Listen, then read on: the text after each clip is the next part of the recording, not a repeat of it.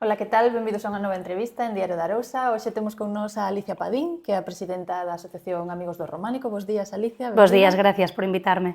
Gracias a ti. Bueno, pois contame un pouquiño, porque a asociación ten como 20 anos de historia, máis ou menos, pero ti levas vinculada aproximadamente como presidenta 5, non? Máis ou menos. Sí, dende 2019, xa vai facer casi 6 anos. E como comezou o teu vencello ca asociación? Pois estaba estudando un máster en Santiago, o de Estudos Medievais, e coñecín a asociación, a verdad, por internet. Non sei se me saltou algún anuncio, algunha publicación en redes de Facebook e demais. Tiñan, e temos todavía, unha cuota especial para a xente máis nova. Entón, pagaba un pouquiño menos, non é que a miña economía fose moi bollante naquel momento, pero, bueno, decidín que valía a pena colaborar con unha asociación que promovía, divulgaba e intentaba protexer a arte románica, que era o tema do meu traballo, da miña investigación, e asociei-me. A miña sorpresa foi cando me chama uns meses despois Augusto Guedes, que foi o meu profesor de Historia da Arte en Carril, no instituto. Foi quizá a persoa pola que acabei en Historia da Arte, posiblemente.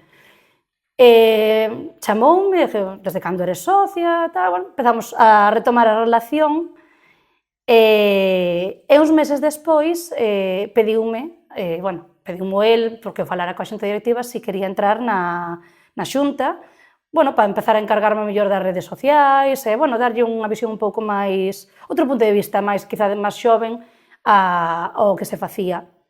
En 2019 pasei a ser vicepresidenta, pero o que era presidente, o que acababa de ser nombrado presidente por motivos persoais e laborais, tiña que deixar. Entón, automáticamente pasei a ser a presidenta en funcións, sendo ratificada en 2020 de forma extraordinaria, xa en 2021 presentando a miña candidatura. E ata agora. E que tal? Que balance faz ata agora? Porque é unha asociación con moitísimas persoas asociadas, máis de 1000, non? Sí, temos máis de 1000 socios.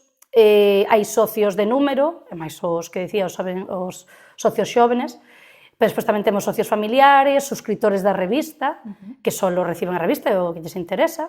Entón, estamos falando de entre o tal, entre 1000 e 1400 persoas, ponlle, entre suscriptores. Ben, ese balance destes anos, ben. Ben, sí que a veces costa recuperar os números, xente que se dá de baixa ou algunha defunción, pero, a verdad, é algo bastante orgánico, aínda que a veces sempre pensamos en aumentar o número de socios, a xente vaise apuntando, vaise asociando porque lle gusta o que facemos, gustanlles as nosas actividades e sobre todo a mesma idea, ese sentimento de protexer e divulgar a arte románica. Entonces, vamos capeando un pouco as altas e as baixas e vamos manténdonos. E que actividades facedes para divulgar ese arte?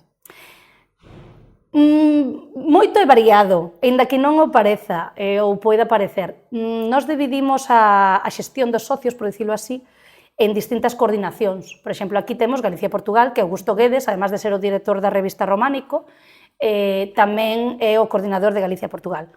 Entón, según a coordinación, pois ás veces organizase un tipo de actividade ou outro, según tamén o que demanda o socio desa zona. Xeralmente, o máis coñecido son as xornadas de románico local, que organizan as coordinacións, e nos que os socios se apuntan e asisten, e xeralmente durante un día coñécese a arte románica ou distintos monumentos dunha zona. Pero despois tamén temos o que son as asambleas nacionais, asambleas de socios, nas que tamén facemos actividades, vamos a unha cidade, coñecemos o románico desa zona. As fins de semana románicas, tamén son 2 anuais, nas que tamén, digamos, a inscripción, tanto nas coordinacións como nas nacionais, é aberta a todo o mundo, pero obviamente nas de Galicia participan máis a xente de aquí e demais. Nas nacionais xa se invita a todo o mundo, o mesmo carreo para todos, e xuntámonos xente de todos os puntos de España, incluso de fora. Temos algún socio británico, algún socio francés, tamén asiduos. E despois, eso por un lado as presenciais, presenciais tamén temos o Seminario Avanzado do País Vasco, alá gusta moito ese tipo de actividades, as xornadas sobre arte románica, que son como as seminarios tamén de un día ou 2, que tamén se fai moito en Jaca, en colaboración con outras asociacións. E despois, videoconferencias tamén, charlas online, case sempre ou sempre a cargo de xente que controla o tema, xente experta. Colaboramos moito con profesores universitarios, entón a verdade é que o coñecemento que se transmite é moi enriquecedor, sempre, digamos, moi á última na investigación.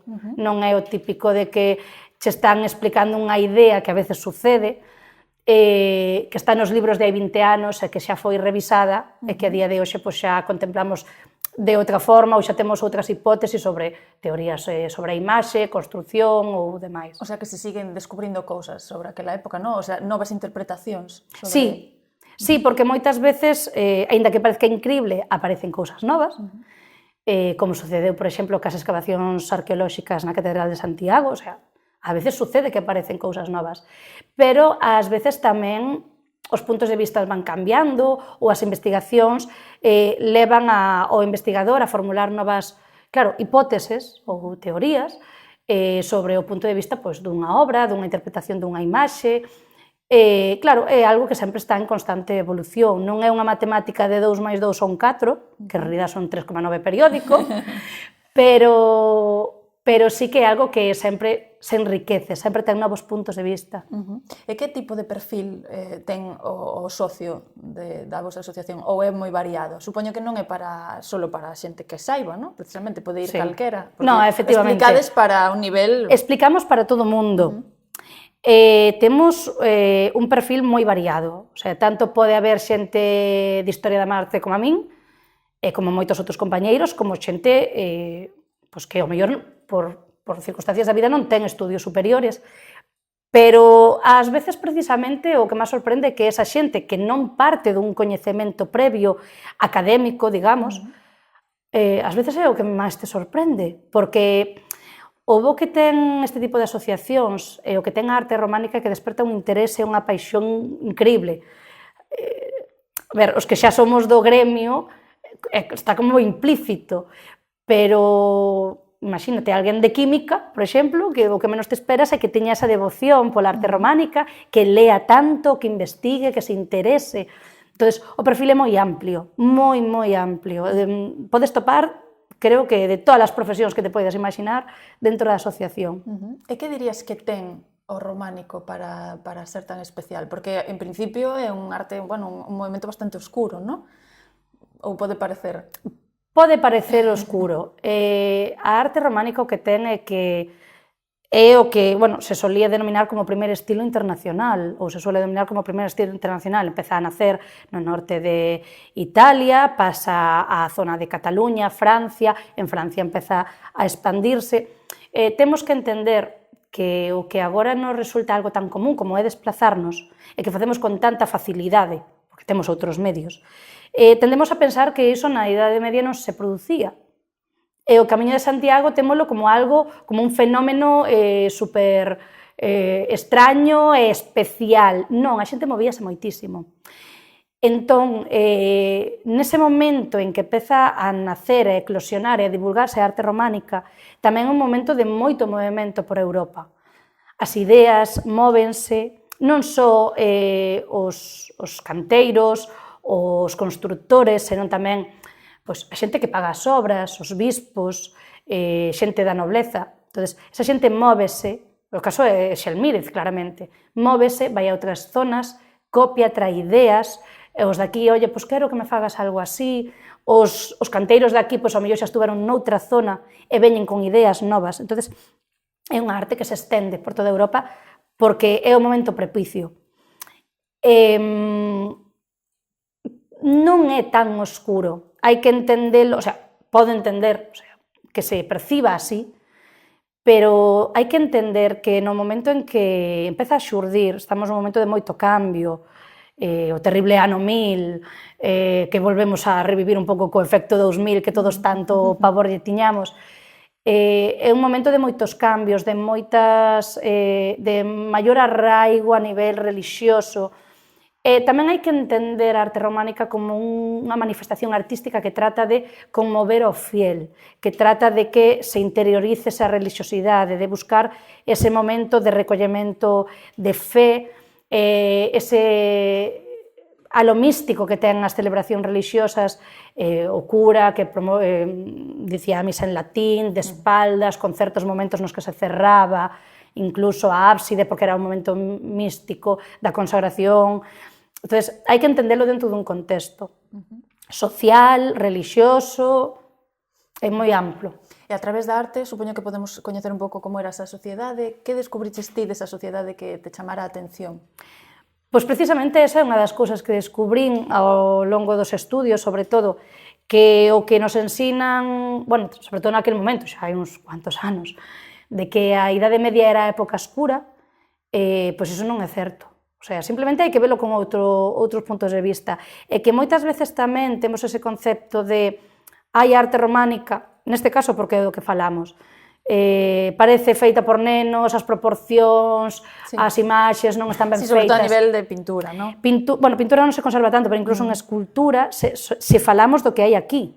Se nos vamos ás zonas de Italia, Francia, a escultura xa é distinta, pero dicían, eso está mal feito. Non, é que o que intenta demostrar e transmitir é unha idea, e as formas sinxelas nas que destacas pois certas partes do corpo ou certos rasgos, teñen un sentido. É un sentido de eso, transmisión de ideas. Era a Biblia, ou incluso, se queremos ampliálo, os libros dos iletrados. Por lo tanto, eles aprendían a través desas imaxes. Tiñan que ser sinxelas, tiñan que ser claras, transmitir o que querían dicir. Tiñan que ser simples, que se vise ben o que se pretendía. E iso é unha das cousas máis importantes da arte románica. E teño entendido que ti descubriches unhas pinturas, pode ser, sí, na igrexa de Caleiro. Contame como foi eso, se foi algo importante para ti. Sí, para min foi moi importante. Eu estaba naquel momento rematando a carreira e recordo que estaba a iglesia, bueno, iniciar ese proceso de restauración que se dilatou bastante no tempo. Entón, non sei, comentara yo a que despois foi a miña directora de tese, a Dolores Barral, a miña iglesia están restaurando e hai algúns detalles que me chaman a atención. Ela, no medio despois dunha clase, precisamente, de artes figurativas do románico, e díxome, bueno, pois mándame unhas fotos. E pedira permiso, entrar á iglesia, porque claro, non se está utilizando, e fixeron as fotografías. Naquel momento, o retablo maior, o retablo da ábside, estivera en proceso de restauración e abriran un lateral, sacaranlle unha das madeiras e quedaron un hueco, nada, de 40 por 30 escasamente, igual menos. E a curiosidade, pois, dixen, vou entrar a ver que hai por detrás. O sea, basicamente foi iso, o sea, metínme por aquel pequeno oco e xa vin como restos de pintura, de policromía, e dixen, que raro. Entonces, non sei que pasara, non sei se un pouco a man, e dije, ostras, aquí hai algo. A sorte que vivo cerca, fun á casa, collera algún cepillo blando, non recordo que moi ben que collera, pero empezar a limpiar, levar non sei se un escalón, unha banqueta pequeniña destas de madeira, que pudese entrar polo oco, claro, e además estamos falando de que entre a estrutura do retablo e a parede da ábside había en algunhas ocasións 20 centímetros, malamente cabía eu. Empecé a limpar, pouco a pouco, con cuidado de non estropear a policromía. Efectivamente, había unha adoración do Neno Xesús, policromía, que representaban así motivos vexetais. Que lo foi... Sí, o que agora... Indiana Jones, polo menos. Sí, prácticamente. Siguen detrás do retablo, sabemos que están en bo estado, sobre todo gracias á restauración que se fixo posteriormente, porque sí que había moita humidade na igrexa, pero, as pinturas siguen aí. Que me gustaría que estuveran visibles? Sí, pero, eso implica cartos. Claro. Implica unha partida económica para retirar o retablo, restauración, conservación, espero que o día que se faga, se faga con coherencia. Da comarca, que dirías ti, cal é a xoia que temos do románico por aquí, para ver? Ou cal che gusta a ti, cal é a tua favorita? A ver, hai moitas igrexas moi salientables. Quizáis a que suelo destacar máis a igrexa de Sobrán, por tamaño, por importancia, por relevancia a nivel iconográfico, porque se conservou prácticamente intacta hasta case a época moderna, Entón, é un dos exemplos que sempre saliento iso, por todos estes motivos. Foi unha pena que non se conservase a igrexa de Cálago, da que fixen tamén investigación, pero, bueno, hai algunha evidencia fotográfica, hai algunha evidencia de debuxos, e sí que me houvese gustado que se conservara, pero, bueno, eso xa non estivo nas nosas mans, chegou a ruína. Moita xente fala da Lanzada, a Lanzada, ainda o pensaba hoxe, a Capela da Lanzada sí que é un exemplo arquitectónico destacable, pero tamén hai que entender todas as modificacións que tivo, as partes que lle faltan e demais. Penso que se perdeu moito porque o cal non afectou a Sobrán, precisamente polo seu tamaño, porque a medida que a poboación desta zona aumentou, as igrexas tamén necesitaban máis espacio, entonces as ampliacións levaron a que se perdese. Por exemplo, tamén na illa de San Sadurniño, en Cambados, había unha igrexa románica, unha capela románica, da que o único que se conserva son notas escritas, o sea, temos testimonio escrito, e algún canecillo ou canzorro, como tamén se di en galego, en algunha igrexa dali do barrio de Santo Tomé. E por esas pezas diría que a calidade tamén era bastante boa, pero tampouco se conserva. E, bueno, xa para ir rematando, pois, como animarías a xente a que se una a vos, a que coñeza un pouquiño máis de preto o románico? Pois, eu sempre lle digo a todo o mundo que a mellor forma de conservar o patrimonio é dando a coñecelo. Non vamos a coñecer na asociación só a arte románica desta zona, vamos a coñecer moitísimo máis. A parte de disfrutar da arte románica, disfrutar de compañía de xente que ten os mesmos intereses. Ao final, facemos tamén moita amistad, porque moita xente tamén é habitual. E tamén van a coñecer outras formas de defender o patrimonio, de dalo a coñecer, de divulgalo. Temos unha revista maravillosa, da que vamos a editar, igual que fixemos co número 20, e despois tamén, aínda que con menos páxinas, co 10 e co 30, vamos a editar un número super especial no 40, do que non podo dicir moito, pero no que van a estar implicadas universidades de toda España, colaborando con artículos inéditos, vai a facer as delicias da xente que realmente disfruta da arte románica e disfruta lendo sobre a arte románica. Bueno, E cando sae esa? Ai, esa sale aínda para o ano. Aínda vamos a editar o 39. Ainda hai que esperar. E xa estades traballando no 40? Sí, xa estamos traballando. No, a revista prepárase con bastante antelación. Augusto Guedes, que é o director, que é daqui o coordinador de Galicia, sempre as prepara con bastante antelación, pero esta máis aínda, porque vai ser un número especial de unhas 200 páxinas e todo vai ben. Bueno, que se asocien e recibirán na casa. Sorpresa. Sorpresa, totalmente. Bueno, pois estaremos pendientes. Pois moitísimas gracias por vir hoxe ata aquí, Alicia. Gracias a vos por invitarme. Nada. E gracias a vostedes por estar aí. Vémonos na próxima entrevista.